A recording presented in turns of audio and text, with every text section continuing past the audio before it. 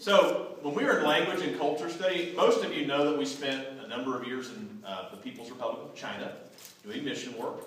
Well, the first 2 to 3 years we spent in full-time language and culture study, which means we went to class, we spent time with locals, we spent a lot of effort learning their language, but also trying to understand, get inside their head and know what it was like to be them, the way that they thought. And many times we were frustrated when we felt like the progress we were making wasn't as fast as we would have liked. Now, my wife remembers this better than I do, but there was a time when I was having a conversation with a Chinese gentleman in our complex. And there comes a point where you get so frustrated with not understanding people that you're just responding with whatever comes to mind. You start responding with whatever comes to mind. So my guess was that he was asking me, because most people did, how many children do you have? Because they see our kids and they smile and they would give us thumbs up and say, how many kids do you have?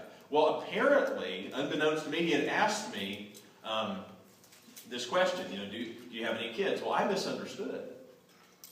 And I didn't understand. It was one of those times where it's like, I'm going to respond because I'm so tired of people seeing that look on my face when I don't understand. And then they would say, oh, he doesn't understand, and leave. So I responded very confidently. You got to fake it till you make it, right? I responded very confidently, no, I don't have a dog. And so then, of course, he got that puzzled look on his face and walked away saying, the foreigner doesn't understand. And he was right. But I tried, while in training, our mentors assured us that not only was it necessary, this season of learning, it was necessary for us to put in our time, but this was also a great opportunity to connect with local people. Because bumbling foreigners are much less threatening and can even be endearing as they stumble from one gaffe to the next. Many times we wanted to hit the eject button on the time of learning and to get on to the more important work. But our mentors again assured us that the time and effort put in on the front end would be well worth it. And they were right. So what about you? Have you ever gotten a gift that you struggled to be thankful for? Anybody? Want to give an example? Incriminate somebody else? Okay, so we've all gotten gifts that we struggled to be thankful for. When I think about unwanted gifts, I almost always, recollect back to that famous movie, The Christmas Story, where Ralphie comes down the stairs, covered in head to toe in that pink bunny suit. I think it was either his aunt or his grandma had made for him. And he was really struggling to be thankful for the gift. Or how about this? Have you ever heard this statement from your parents? I know you don't like this now, son, daughter, but one day you'll thank me, right? One day you'll thank me. Who's ever said that to your children? Be honest. I've done it. I've done it. In this series, Thanks a Lot, we're going to talk about things that we learn to be thankful for. These are gifts in disguise. At first, we respond like a child with a full slate of homework, right? We say, teacher, thanks a lot. But long weekend. But years later, when we're able to leverage our education to serve and to grow, we're able to say and look back and say with gusto, thanks a lot. That really helped. Turn with me to Exodus chapter 18, and we're going to take a look at a gift that Moses received in his stocking, disguised as a responsibility. Exodus chapter 18, beginning in verse 1. This is after they've been led out of Egypt, and they're out in the desert in the middle of nowhere. And here's how the situation develops. Now Jethro, the priest of Midian and father-in-law of Moses, heard of everything God had done for Moses and for his people Israel, and how the Lord had brought Israel out of Egypt. After Moses had sent away his wife Zipporah, his father-in-law Jethro received her and her 2 sons. So we see here that when Moses went to Egypt, he took his whole family. And that's a lot of confidence, right? What he was going there to do, he took his wife and kids with him, and so he's now sent them away to be with father-in-law. One son was named Gershom for Moses. Said, I had become an alien in a foreign land, and the other was named Eleazar, for he said, my father's God was my helper. He saved me from the sword of Pharaoh. Jethro, Moses' father-in-law, together with Moses' sons and wife, came to him in the desert, where he was encamped near the mountain of God. Jethro had sent word to him, I, your father-in-law Jethro, am coming to you with your wife and her 2 sons. So maybe Moses is a little bit concerned now, because dad-in-law's coming. maybe having trouble. Maybe not. Okay? Verse 7. So Moses went out to meet his father-in-law and bowed down and kissed him. They greeted each other and then went into the tent. Moses told his father-in-law about everything the Lord had done to Pharaoh and the Egyptians for Israel's sake, and about all the hardships they had met along the way, and how the Lord had saved them. So Moses tells the story of what God has done. And if you're familiar with the story of the Exodus, God did something incredible. He took the world's superpower at the time and brought it to its knees. You know, Pharaoh's heart became hardened. He became arrogant, and God humbled him and released the captives. So that's the story that Moses was telling. Then picking up in verse 9. Jethro was delighted to hear about all the good things the Lord had done for Israel and rescuing them from the hand of the Egyptians. He said, "Praise be to the Lord who rescued you from the hand of the Egyptians and of Pharaoh, and who rescued the people from the hand of the Egyptians. Now I know that the Lord is greater than all other gods, for he did this to those who had treated Israel arrogantly." Then Jethro, Moses' father-in-law, brought a burnt offering and other sacrifices to God. And Aaron came with all the elders of Israel to eat bread with Moses' father-in-law in the presence of the Lord. So Jethro praises God. You know, Jethro's a religious man, Scripture says. He was a priest himself. He was not unfamiliar with worship and the concept of gods. But after hearing first-hand accounts from his daughter and now seeing the evidence for himself, he concludes that God is greater than all other gods. This is a huge win for Team God. But now what? There is this huge group of people out in the desert who've already shown signs of insurrection and rebellion. Exodus 17:4 says, "Then Moses cried out to the Lord." This is the preceding chapter. "What am I to do with these people? They're almost ready to stone me." And if you're familiar with the story of the Exodus, the following two things are clear at this point. God has a plan. He prophesied about it 400 years before it happened, and then he executed it. He's rescued his people. He's taken them out, and he's taking them to the promised land. So God has a plan. And number two, that God has designed a role for Moses to play in it. I mean, think about Moses' life. He was a slave. His life was in danger. He was put in a basket. He was adopted by the princess. So this slave turned prince. Then he became a criminal and goes out into the desert. Too much comes together for that to be circumstantial. And now he's led his people to victory. So God has a plan. He's designed a role for Moses to play in it. And so God has made it clear that he has great plans in the future for Israel. But what are they to do in the meantime? Think about their situation. I mean, they have to live. They have to eat. They're in the desert. There's no Burger King. You know, there's no 7-Eleven. And they're going to need some form of governance. Think of all these people. Do you know how many people it was? Scholars think it was about 2.4 million people out in the desert. And God has a plan. And Moses has a role in it. But now what does Moses do? So here's Moses' stopgap solution in verse 13 for providing this needed leadership in administration. He keeps it real simple. The next day, verse 13, Moses took his seat to serve as judge for the people, and they stood around him from morning till evening. So what's Moses' solution for managing this 2.4 million people? It's him. Right? Okay, I'll do this. I'll take care of this. I'll handle it myself. And I'll sit from morning to night and deal with people's issues. Sounds like a fun job, doesn't it? What a great opportunity. Who's going to sign up for that one?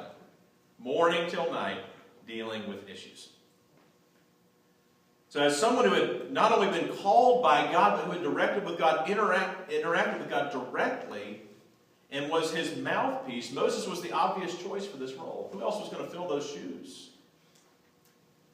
And so I would submit to you first that Moses is gifted an opportunity by God that's disguised as a responsibility. He's gifted an opportunity disguised as a responsibility. In other words, responsibility is in itself an opportunity. Now, how many of us tend to view it that way? How do we view responsibility? Is it like a fun thing? I mean, before you leave the house, when you're a teenager, is it fun to have responsibility? What does that mean? chores, get a job, That's not a lot of fun. But I would submit to you that opportunity often comes disguised as responsibility. Sometimes we labor under the misconception that the goal is to become people without responsibility, right? What do we typically want to do? Win the lottery, right? Then I won't answer to anybody. Then I'll have plenty of money. So if we get to a point where we have enough money, or we have the right position, or we maybe get to a certain age, then we can become unresponsible and just lay it all down and live however we choose. But the truth is that unresponsible or irresponsible people, they live unfulfilled lives. Just ask them. I mean, in fact, if I'm living just for me, I'm not living for much, right?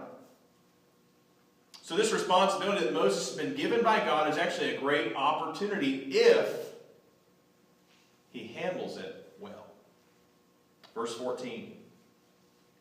When his father-in-law saw all that Moses was doing for the people, he said, "What is it you are doing for the people? Why do you sit alone as judge while all these people stand around you from morning until evening?" So Jethro sees immediately what Moses doesn't see.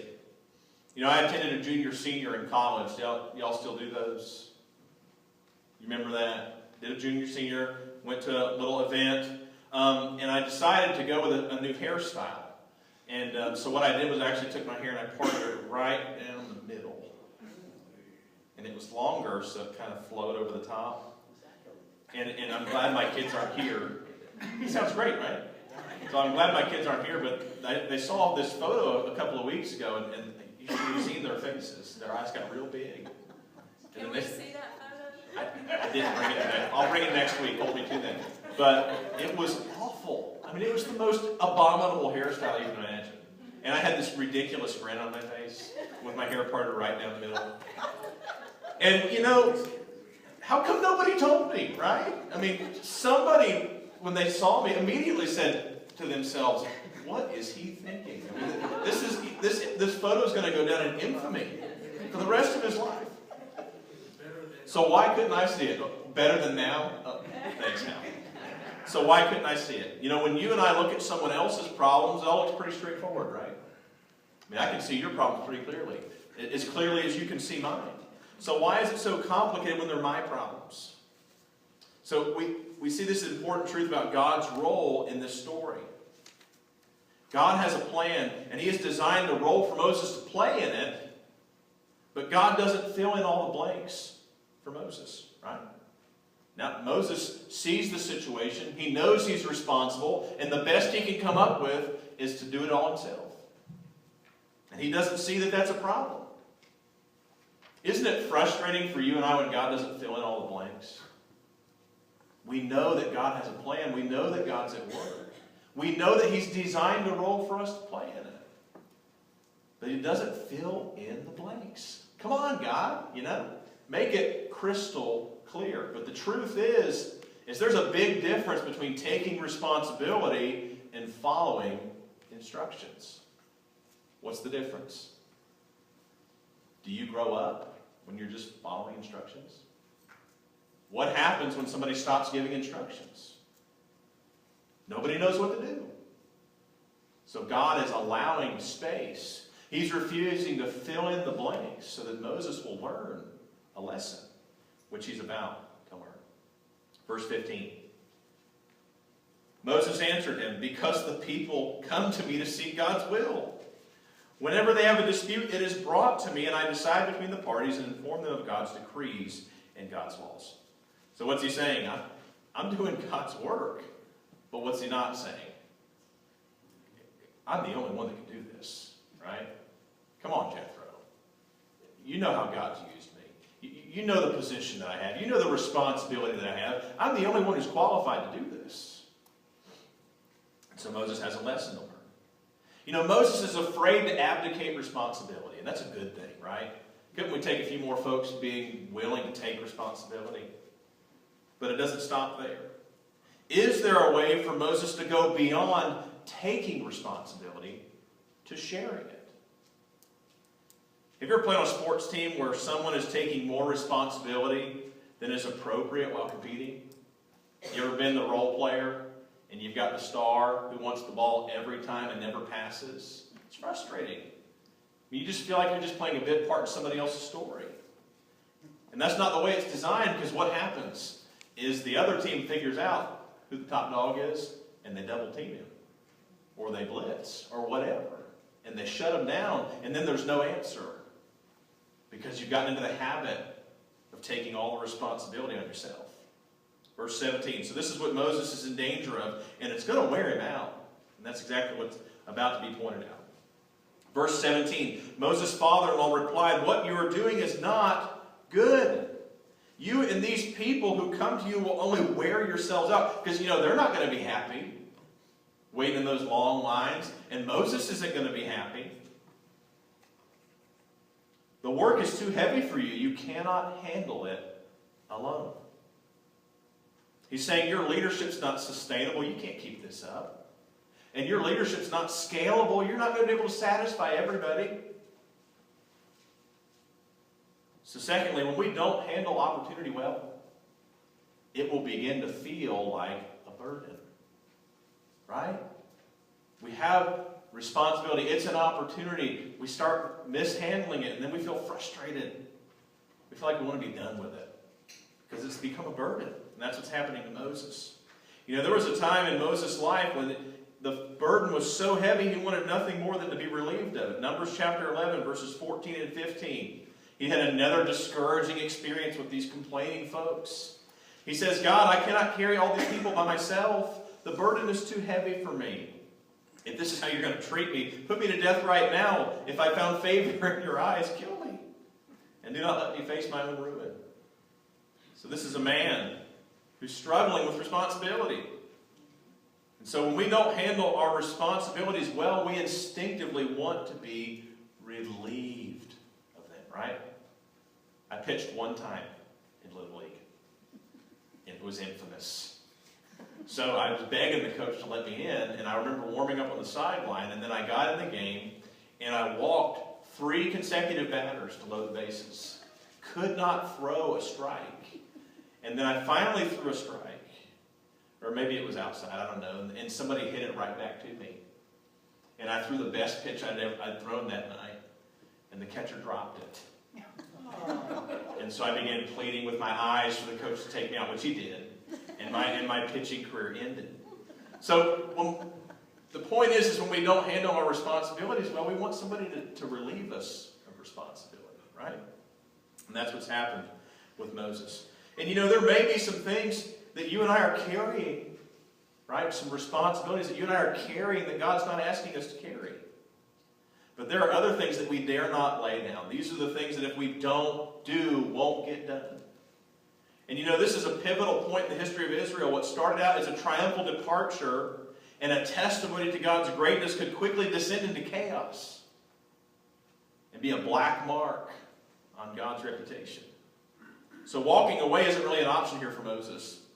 He's stuck with these folks. So he's going to have to find new ways to deal with the responsibility.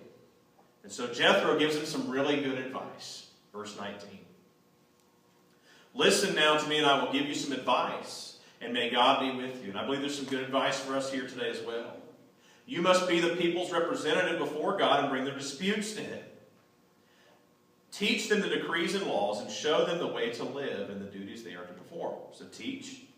"But select capable men from all the people, men who fear God, trustworthy men who hate dishonest gain, and appoint them as officials over thousands, hundreds, fifties, and tens. Have them serve as judges for the people at all times, but have them bring every difficult case to you. The simple cases they can decide themselves. That will make your load lighter because they will share it with you. If you do this, and God so commands, you will be able to stand the strain, and all these people will go home satisfied." So what does Jethro say? He said, instead of you just doing it, Moses, right? Got to do it. Got to take responsibility. Got to handle this every day. No days off. Maybe he had the Sabbath off. But I suspect he was exhausted on the Sabbath. So firstly, Jethro says, number 1, teach them. Teach them. Don't just make decisions for them. Teach them so they can think, so they can self-manage. Teach them the Word. Teach them the principles. You know, the old saying goes that an ounce of prevention is worth A pound of cure. a pound of cure. What does that mean? Teach them. Tell them what God expects. Tell them stories about what God is like, your experiences with Him. Teach them so they can think, so they can self-manage, and prevent these problems that you're dealing with from morning to night. Secondly, he says, show them. Be an example so they know what it looks like to walk with God. Symbolic leadership is powerful. You know, people don't do what they hear. People do what they see. So Moses can teach and Moses can model. But it's going to be tough to do either of those things as he sits in his seat judging issue after issue, sucking the life out of him every single day. He's going to need a new strategy to handle this responsibility that is an opportunity.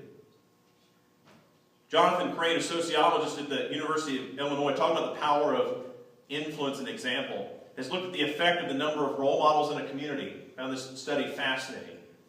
The professionals, managers, teachers whom the Census Bureau defined as high status has on the lives of teenagers in the neighborhood. He found little difference in pregnancy rates or school dropout rates in neighborhoods of between 40% and 5% of high status workers. That's saying 40% of the people in a community could be high status, professionals, educators, or 5%. It doesn't matter. As long as it's between 40 and 5%, there's no significant change. And these are the people that are pillars in their community when it drops below 5% by 1 percentage point. The problem's exploded. And so symbolic leadership is important. So Moses has a crucial opportunity, not just to do the work, but to teach people and to model for people, show them. And then also he says, delegate authority. He says, if you delegate authority, Moses, your load's going to be lighter. And people are going to go home satisfied. And you and I aren't good at delegation because we need to feel important, right? And when we finally get an important responsibility, I don't want to give it up. I don't want to hand it off. I want to get it done. I want to show myself to be capable of that responsibility. But we're going to need to go beyond gopher delegation. That's what Stephen Covey calls it. Go for this, go for that, right? That's the kind of delegation that we're good at. In other words, I need your help. Like, this is too much for me to do. But don't make any decisions without me. Have you ever experienced that kind of delegation with a boss? It's like, I need your help, Mike, but don't you dare make a decision without me. I need your help, Mary, but don't decide anything without me. I need to be involved in every little thing, or else I'm not going to feel very important. So we need to go beyond that. That's what he's saying to Moses. You're going to have to delegate authority. And then finally, verse 24, Moses listened to his father-in-law and did everything he said. So Moses listens to Jethro's advice. So God uses Jethro to fill in some of the blanks, right? Some of the gaps, the things that Moses wasn't seeing. He sees it objectively. He gives him advice. He fills in the blanks. But God uses Jethro just for that role. He doesn't relieve Moses of this opportunity, because this is a great chance for Moses to grow, and also a chance for God's plans and God's mission to be advanced. So here's a couple final lessons we learned from this passage today. Firstly is that responsibility gives us a chance to serve. You know, when we have responsibility or position, it's tempting to use that to serve ourselves, right? I'm sure you've never met anybody who's leveraged their position for their own benefit, right? That doesn't happen. Not in America, anyway. Maybe somewhere else. But it's tempting to do that, isn't it? Because when you get in that position and people answer to you, and you decide, and you allocate resources, and you hold people accountable, it's tempting to use that just to take care of yourself a little bit. But those who are wise use position to serve others, therefore increasing their opportunity. So if Moses had abused his position, he wouldn't have had more opportunity. He had less. There's a famous story about Nelson Mandela, you know, the great social change agent. And years after his difficult experiences of being in prison, he invites a wealthy businessman to his home for breakfast. And so the wealthy businessman does what they do over there. He hired somebody, a driver, to drive him to Nelson Mandela's estate. And so he gets out of the car and he's surprised to find Nelson Mandela standing in the driveway waiting to greet him. And so Mr. Mandela, invites him in, but he says, "Where's that gentleman that came with you?" And this wealthy businessman says, "I don't know what you're talking about. I came here by myself." He said, "No, who was it that came with you?" And he said, "Oh, you must be talking about the driver. He'll wait in the car." Right? I mean, that's his role. But Mr. Mandela just kind of ignores the businessman, walks over to the car, introduces himself to the driver, asks him his name, and then invites him in to breakfast. And so we see in that story an example of somebody who had incredible influence, incredible responsibility, and at that point, a lot of authority, moral authority. But he didn't lose sight of the fact that his position, his opportunity was to serve. And to not forget that this man, just a driver, maybe subsisting on a pittance of money each day, was a person with value. So responsibility gives us a chance to serve, and we dare not lose sight of that. Also, responsibility gives us a chance to grow. So we see in this story, the habits and skills that got Moses to this point were not going to be enough going forward, right? His responsibility was increasing, and he was still using basic management techniques. I do it. Here's a problem, I do it. Here's an issue, I solve it. There's a need, I fix it. It's not going to get into where he needs to go. So we need to thank God for responsibility because he uses it to shape our response to him. In fact, people who consistently take responsibility become response-able people. People who are conditioned and ready to respond when their involvement is needed. So now what, huh? Now that we've had this nice talk, how can you evaluate your current handling of the responsibilities God has gifted you with? And so the following are 3 helpful questions when we're uncertain. First of all, what is God asking of me? What is God asking of me and you? What are the things that you dare not lay down? What are the things that are yours to do?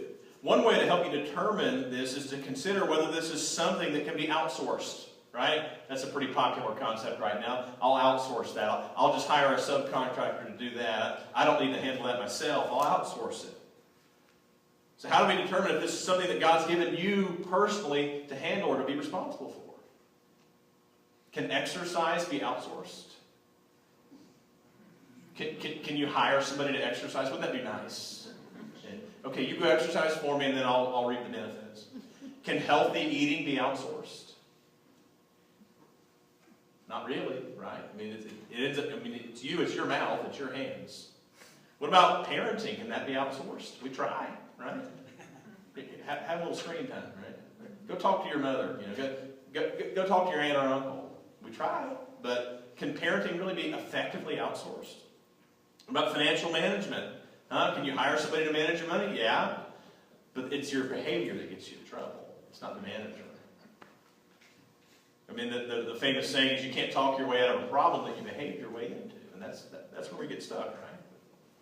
What about being a good husband or wife? Can you outsource that? Absolutely not. So if your long-term future would be jeopardized by either abdicating or attempting to outsource this responsibility, then you've likely hit on one of these non-negotiable items. So first question, what is God asking of me? Second question, what can I lay down? What can I lay down? Are you carrying something that God has not asked you to carry? Now, some of you folks out there, I know this is you. You're great and you're so helpful and we're so grateful, especially those of us who want to lay down some responsibility because we know you're going to pick it up. I'm going to leave my clothes on the floor because I know Mom will take care of it, right? I know that never happens. So it's this, what can I lay down? Am I enabling someone to lay down something that belongs to them? It's tough, isn't it? But they won't do it. Right? That's what we say. If I don't do it, nobody will. Had a heartbreaking story this week. Sweet grandmother. 21-year-old grandson.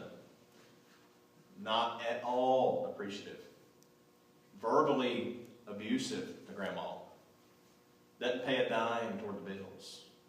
And her response was, but if I don't, you'll live under a bridge. So maybe she's carrying something for him that he needs to carry for himself. So what can I lay down? If an issue passes the first test, right, then you need to determine if this responsibility can either be abdicated or outsourced. Say, can I lay this down? Can somebody else do this? You know, for instance, if I don't spend time fretting about or watching the remainder of Ohio State's football season, will that jeopardize my long-term future? I think I need to. I mean, it's really important to me whether or not they win. I need to watch every game. But is that really going to affect my long-term future? Probably not.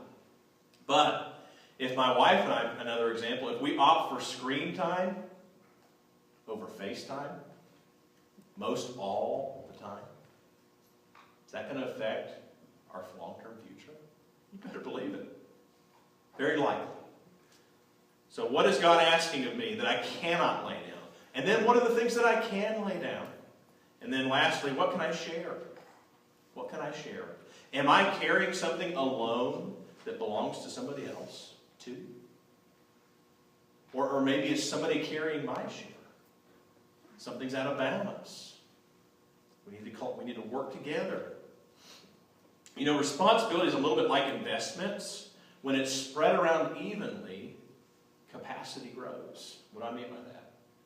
If everybody plays a part, then not only does more get done, but people grow as individuals. Rather than leaning on the superstar, everybody becomes a solid contributor. In a team or a group of solid contributors, the capacity far outweighs one or two superstars or one or two special individuals. So when responsibility is spread around, capacity and capability grows. But concentrate it in only a few places, and long-term stability is threatened. I mean, as long as Moses is the only guy, what happens if Moses kicks the bucket? They're in a mess. You got 2.4 million people out in the desert with no leadership and no management. They're going to do what they did when Moses went up on the mountain, huh? Throw a big party and get in trouble. That's what kids do when we leave them alone, huh? I've never been that person. You know, also, if an offense plays poorly the entire first half, what typically happens in the second half, for those of you football fans? How does the defense play?